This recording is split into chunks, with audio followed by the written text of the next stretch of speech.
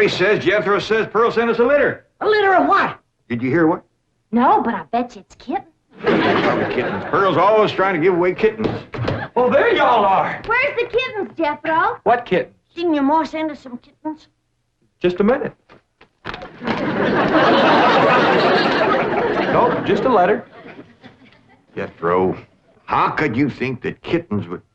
Well, come on, sit down. Let's hear what Pearl's got to say.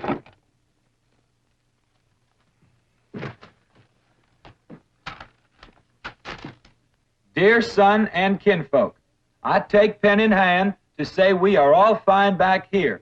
How are you all out there? Just fine, Pearl. That's right.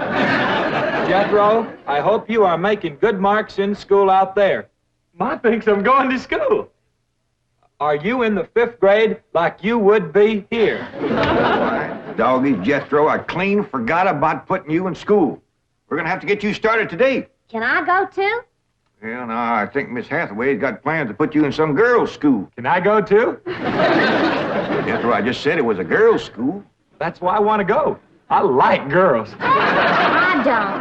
Well, let's get finished with the letter. After that, we'll take care of school. Your sister, Jethrine, had a narrow escape. A city dude tried to take advantage of her. What does that mean, Paul? Well, that's, well, Granny will explain that to you later. Tell us more about the city dude, Jethro. His name is Jasper He. Jasper He. That's a funny name. Oh, there's a dot in there. His name is Jasper. He wears patent leather shoes and spats on them. Don't sound too neat, does he? He seen your sister at the cabin when I went there to keep an eye on it for Cousin Jed. I know what Pearl went there to keep an eye on. Mr. Brewster. Well, now, Granny, Pearl's a widow woman. She got a right to look. I ain't knocking it. I got my eyes open myself. At first, I thought the city dude worked for Mr. Brewster, so I drove back out to the cabin to give him a piece of my mind. I could put a bug in that Mr. Brewster's ear. Look out for feathers. Feathers? The more Pearl has her eye on a man, the more feathers she sticks in her hat. That's right. 3 and 8 came in flowing 2,000 barrels a day. And it looks like the new strike's going to be even better. There's no doubt about it. This is one of the richest pools we've ever hit. Yep, everything from here is good news.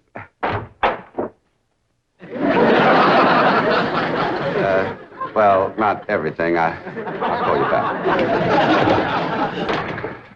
Mrs. Bodine, this is a pleasant surprise. Well, thank you. Although you might not think it's so pleasant when you hear what I have to say. Oh? One of them oil fellas working for you has made advances to my daughter. Made advances? Well, what would you call being picked up and carried off by brute force? Well, I'd call that making advances. What's his name? Jasper Depew. Jasper Depew. I ain't seen him myself, but from what Jethro tells me, he's a pretty slick article. Oh. Oh, Mr. Brewster, you don't know how hard it is for 2 girls living alone like Jethro and me. You see, my son Jethro's in California with Cousin Jed, leaving us no man to protect us. I'm a widow woman, you know. But I guess wherever you have 2 unattached girls living alone, there's bound to be trouble. Especially when the girls are the kind that men call lookers. Did you say his name is Depew? Jasper Depew. Calls himself Jazzbo. Oh, Jethro says he's a flashy dresser and a fancy talker and drives a sporty car. Regular big city dude. I guess Jethro's kind of like me when it comes to tall, handsome city fellas. I'm just putty in their hands. Nope, no one by that name working for OK Oil. You mind if I look? Oh, well, no, go right ahead. I'm bound and determined to find the rascal that trifled with the affections of my sweet, innocent, helpless baby girl. Ma! Jethro, I thought I told you to stay in the buggy. I seen Jasper Depew coming. Here? Yes'm. Oh, well, thank goodness we got Mr. Brewster to protect us. Oh, there he is. Mr. Brewster throwed his arms around me and helped me in his strong embrace. What's an embrace, Paul? Well, that's when folks kind of twine their arms around one another. You mean like wrestling? It's sort of like wrestling, except they ain't mad. It's like wrestling for fun. I reckon you could see that. Go on, Jethro. Then we heard a knock on the door, and we knowed it was Jasper He. Better look for that dot again. Oh, yeah. We knowed it was Jasper. He was there to get Jethrine. Her beauty had set his heart to burning with flamin' desire.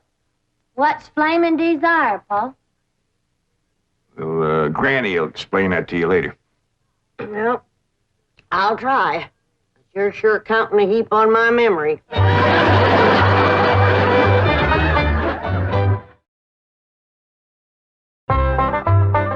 Read on with your Moore's letter there, Jethro. Yeah, it's getting good.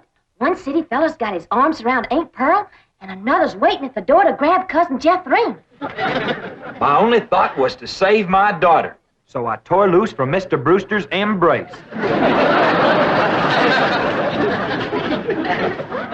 I saw Jethrine heading for the door, so I quick throwed myself betwixt my child and danger.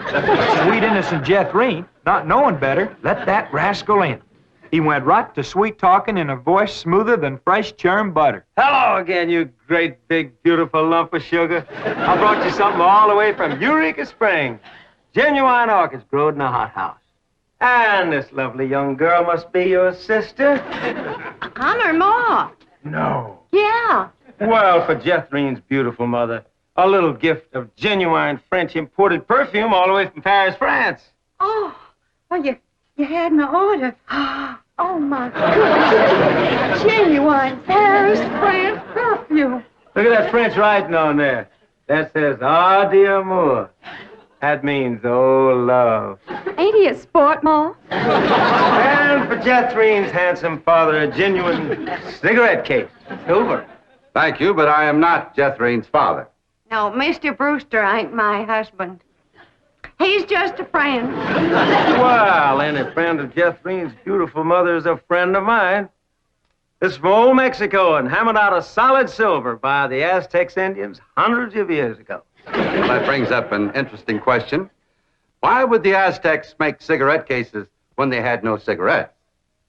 That is an interesting question. I'll have to ask some of my Aztecs friends about that. Hey, Dog. Remember, ain't she sweet? Well, I've read... Hey, what happened to your orchids? Nothing. I ate them already. You mean you ate all them expensive orchids? Mo, you should have spoke for one. They wasn't very filling. Ain't she sweet? From her head down to her feet. And that's a long way, but I ask you very confidentially, ain't that baby sweet? Ain't she large? But she gives me such a charge. I ask you very confidentially, ain't that baby large? She stretches out in all directions. I'm here to shout, Lordy, that's perfection. Are you with me? Ain't she keen? Well, that's the most I've ever seen. And I'm here to tell you I'm her ding-dong daddy, and she's my queen. And she is king size, my Jethrine. Her lots of mama, my Jethrine. She carries me away. Put him down! So your sister Jethrine has got herself a steady fella now. He says he is going to ask for her hand someday. I hope he will take the rest of her, too. Ha ha. Give my love to all and be a good boy. I am going out now to mail this letter and get some more feathers for my hat. As ever, your loving mother. Gee, sure nice to hear from Ma. Nice letter, nice hearing. Jethro, you and me's got to go right out and find a school and get you to going. Granny, you pack up a nice lunch for Jethro to tote along. How about a big mess of poke greens and chitlins with some pone and a big pot of sorghum to dip it in? Fine. Oh, Granny, it don't have to be that fancy. Some of the other boys here in Beverly Hills might not have it so good. They go to complaining to their folks. Let them complain. It ain't gonna hurt none to raise their standard a little. I'll get the truck, Uncle Jed. Paul, please let me go with Jethro. I can help him fight if the big kids in the 5th grade goes to picking on him. I know for sure that Miss Hathaway has got other plans for your schooling. But with Jethro gone, I won't have nobody to play with. Oh, yes, you will. I just remembered something. Mr. Drysdale's stepson is coming home for Thanksgiving. And he's going to be living right next door. And you can play with him. Mr. Drysdale gave me some pictures of him. Here's some pictures of Sonny. That's what they call him, Sonny. He's been going to a lot of schools, and you ought to know some real good games to play. Ain't he something? Yeah, but what? Well, he's a boy. Sure? Sorry, Ellie, just because he's wearing... Well, there's Jethro. Now, you keep thinking about how much fun you're going to be having with him right next door. You know, he does kind of favor that movie actor, Rudolph Valentino. Here's Jethro's lunch. I didn't have time to fix much, but it'll hold him till he gets home from school. I got a little surprise in there. I've been saving it for a special day, and I reckon this is it. What is it, Granny? Deviled hawk eggs. Doggies. Makes me wish I was going to school.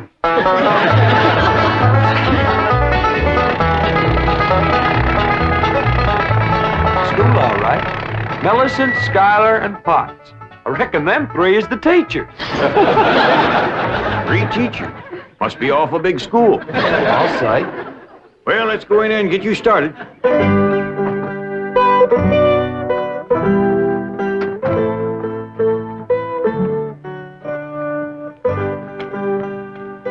you are.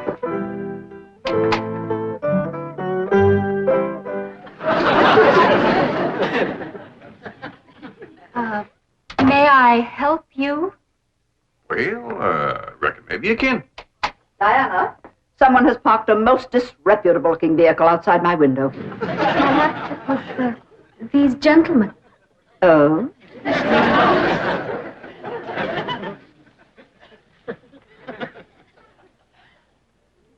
Yes? What is it you wish? Well, I'd like to get my nephew started into school. Here? Yeah, here's all right if you got room for a desk and his lunch basket. My dear man, this is a most exclusive private school. The tuition is quite expensive. Well beyond your means, I'm sure. Does that mean it costs a lot of money? That is precisely what it means. Well, I can pay you if it ain't over 25 million. 25 million? Yes, ma'am, that's all I got. Dollars? Yes, ma'am. In cash. Yes, ma'am. This is obviously a practical joke perpetrated by one of my envious competitors. What is your name? Jed Clampett, ma'am, and this here's... And you expect me to believe that you have $25 million? Well, no, not on me, ma'am, but my neighbor, Mr. Drysdale, he's keeping it in his bank for me.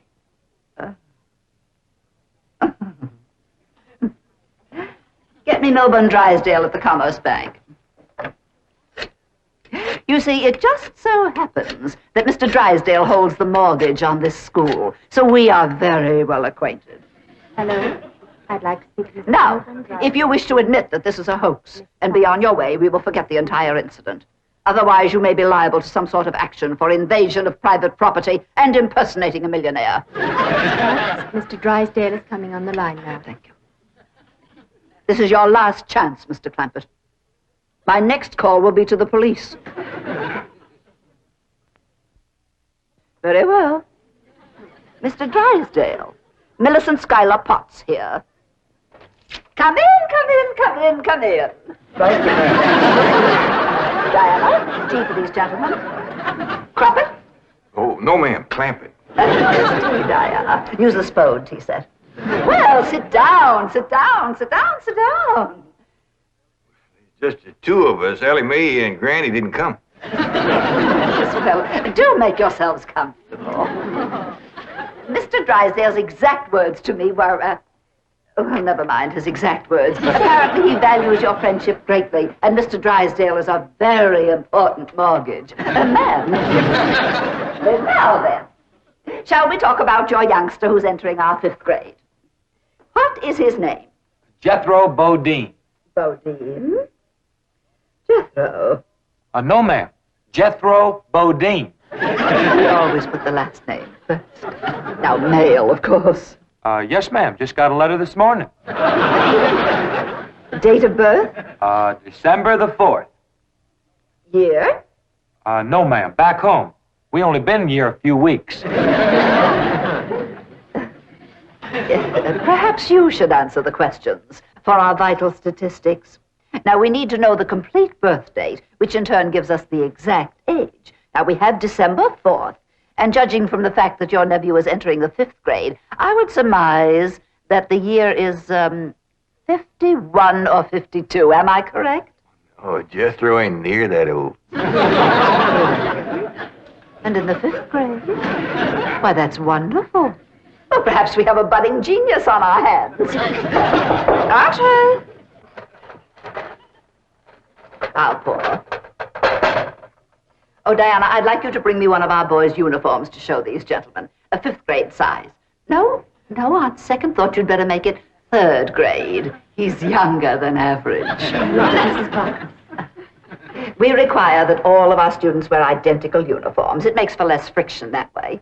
Otherwise, the boys of millionaires are apt to be taunted by the really rich. I bet you Jethro will look right good in a uniform. He can't wait to be a soldier. Oh, yes, many a young lad is like that. However, our uniforms do not reflect any militaristic design. No, rather, we strive for something gay, attractive, and smart. Oh, there you are. Charming, isn't it? Now, you take this home and have Jethro wear it when he comes to school in the morning.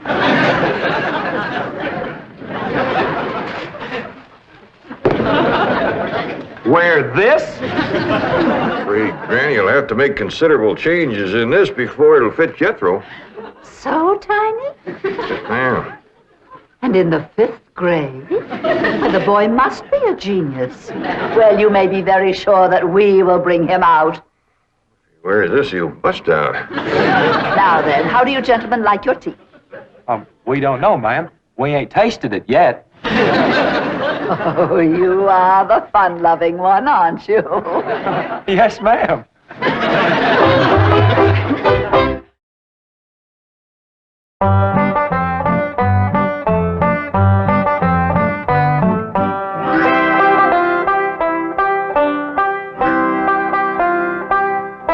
Granny, here's Jethro's school clothes. You want me to help let him out? Oh, well, thank you, Ellie, but let's see what has to be done. Maybe they fit him already. That's supposed to be a hat? I reckon so. What's that? Well, Jethro said it stands for POTS. Pots? That's the school he's going to. Pot school. Hell, he'll be learning a good trade. If there's something folks always needs, it's pots. Jethro can make you some dandy new ones once he catches on to it. Miss Sam Hill is supposed to wear that. Well, Jethro, I reckon.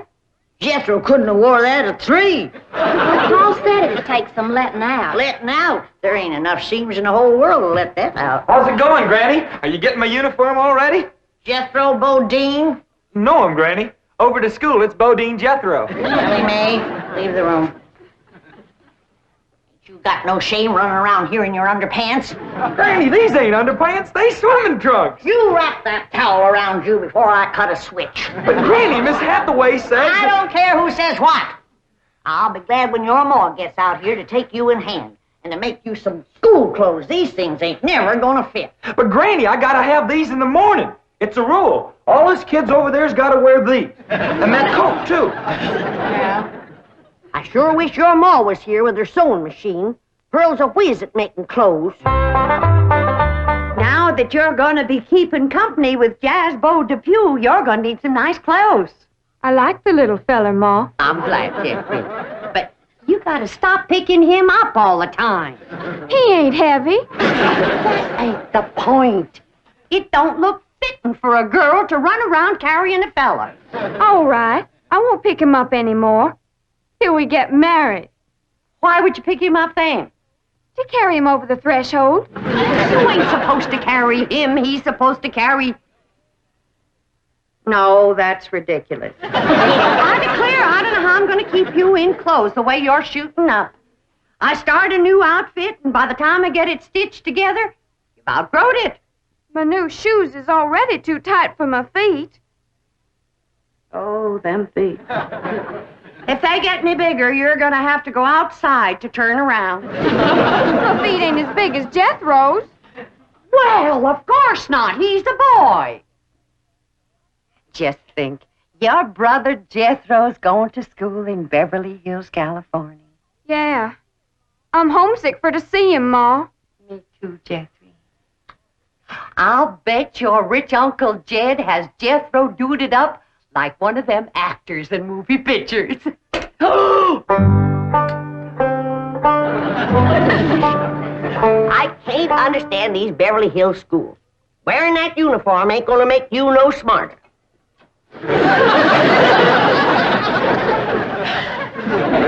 Miss Potts said I had to wear it this morning. She's the boss teacher.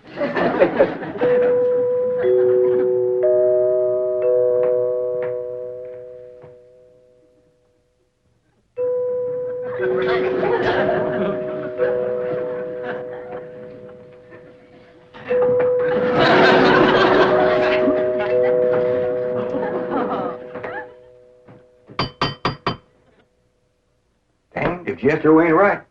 Every time that music plays, somebody comes to the door. Good morning. Surprise! Surprise! Good morning, Miss Potts. I decided to come by and drive our diminutive genius to school myself. What? Your nephew, Jethro. Oh, yes, ma'am. Jethro! Come on down here. You got to ride to school. Well, that's mighty nice of you, ma'am. Oh, tut. I'm going to give the boy my personal special attention. I feel that when one... Well, howdy there, Miss Potts. You come to take me to school? You betcha she is. Now, I want you to be a good boy, make good marks so your ma will be proud of you.